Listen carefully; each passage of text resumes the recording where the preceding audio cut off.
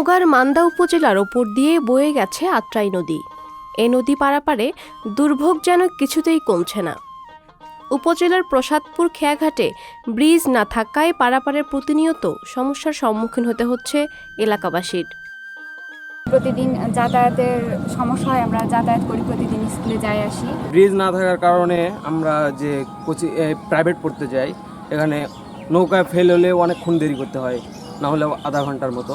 আমরা এখানকার মানুষ ওপার যাতে পারি দেখো, এটি আসে পারে ঘাটে বসে থাকা লাগে কম করে 1 ঘন্টা 8 ঘন্টা তো অনেক পার হয়।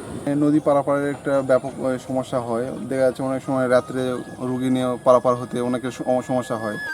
বারবার নিরীক্ষা হলেও কবে ব্রিজ নির্মাণের কাজ শুরু হবে তা নিয়ে সংশয় সাধারণ মানুষের মধ্যে। এ নিয়ে ক্ষোভের শেষ নেই নদীর দুই পারের বাসিন্দাদের। 4-5টা ইউনিয়নবাসী প্রত্যাশা ছিল অন্তত এখানে খেয়াঘাটে সুন্দর ব্রিজ হবে, আর ব্রিজ হলে অন্তত এই এলাকার বাসী অন্তত প্রায় 2 লক্ষ লোকের হবে, মানে যাতায়াত সুবিধা হবে। অনেকবার মাপও নিয়ে গেছে, আমরা জানা সত্ত্বেও দেখছি, কিন্তু নিয়ে যে কী করে আল্লাহ জানে, এখানে কোনো কাজ হয় না। আমরা অনেক বিড়ম্বনার মধ্যে থাকি ভাই, এখানে এই ব্রিজ না হওয়ার কারণে। আজকে নৌকা পারাপারিতে আমাদের চাকরিজীবী যারা ভাইরা রয়েছে, সেই ভাইরা যদি এখানে আধা ঘন্টা 1 ঘন্টা আমাদের লেট হয়ে যায়। ভরা মৌসুমে নৌকা আর শুকনো মৌসুমে বাঁশ কাঠের সেতুই পারাপারের একমাত্র ভরসা। এতে করে বেশি সমস্যায় পড়তে হয় শিশু ও বয়স্কদের। স্থায়ী ব্রিজ হলে দূর হবে ভোগান্তি, আর এর সুফল পাবে নদীর দুই পারের মানুষ। এতে করে বাড়বে নতুন কর্মসংস্থানও। এছাড়া ব্রিজ নির্মাণ করা হলে উপজেলা সদরের সঙ্গে সহজেই যোগাযোগ করতে পারবে কয়েক ইউনিয়নের মানুষ। 4 লক্ষ মানুষের যোগাযোগের রাস্তা এটা। এখানে একটা সরকারি হাসপাতাল আছে।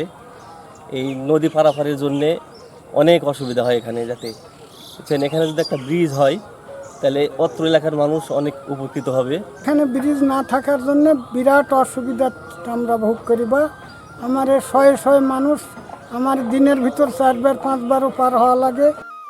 মান্দা উপজেলার প্রকৌশলী সাইদুর রহমান মিয়া জানান, ব্রিজটি নির্মাণের জন্য সয়েল টেস্ট হয়ে গেছে।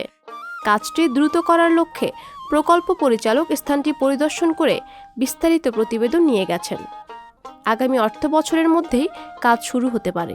2টি স্থানে ব্রিজ নির্মাণের জন্য সয়েল টেস্ট করা হয়েছে এবং এই 2টি ব্রিজ নির্মাণের কাজ প্রক্রিয়া পর্যায়ে রয়েছে। এই বিষয়ে মাননীয় এমপি মহোদয়ের সঙ্গে সবসময় আমার যোগাযোগ হচ্ছে। পিডি স্যারের সঙ্গে কথা বলেছি, ডিজাইন সম্পূর্ণ হলেই ব্রিজটির কাজ হয়তো নির্মাণ কাজ শুরু হবে।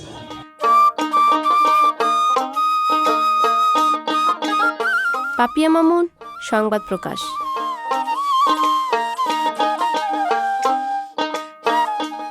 সংবাদ, ফিচার ও অনুষ্ঠানের জন্য ভিজিট করুন সংবাদ প্রকাশের ওয়েবসাইট এবং যুক্ত থাকুন ফেসবুক পেজ ও ইউটিউব চ্যানেলের সঙ্গে।